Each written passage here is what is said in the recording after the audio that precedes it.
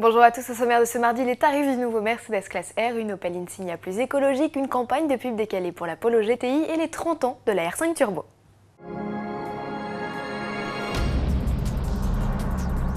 Le 17 septembre prochain, les concessions Mercedes accueilleront le nouveau Classe R. Il se repère à sa face avant plus massive, son nouveau regard et ses sorties d'échappement trapézoïdales.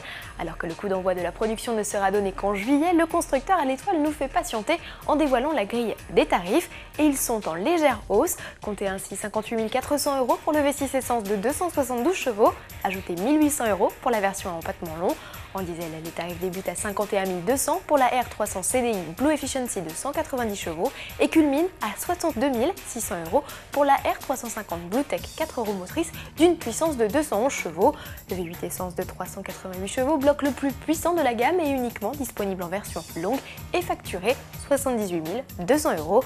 Notez côté équipement l'arrivée de série de feux à LED, de nouvelles jantes ainsi qu'un chargeur 6 CD.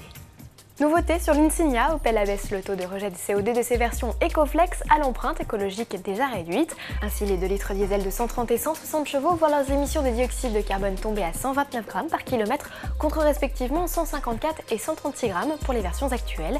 Même constat côté conso avec une chute de près d'1 litre en cycle mixte pour la version 130 chevaux et de 0,3 litres sur la version 160. Pour le break, les rejets de CO2 passent à 134 grammes et la conso à 5,1 litres au 100. Enfin, à l'automne, notez que les 2 litres CDTI 160 chevaux pourront recevoir une transmission intégrale.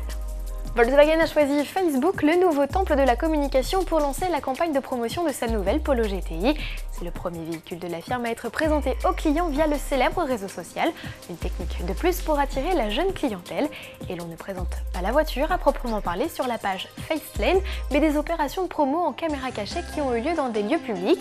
L'idée est ici de transmettre le frisson de la vitesse sans encourager pour autant la conduite rapide. Au programme donc, toboggan dans le métro et ascenseur fusée. 5, 4, 3, 2, 1. Si vous avez des idées dans le même genre, envoyez votre contribution à l'adresse ci-dessous. Et clin d'œil pour finir à la Renault 5 Turbo qui a fêté le 20 mai dernier ses 30 printemps.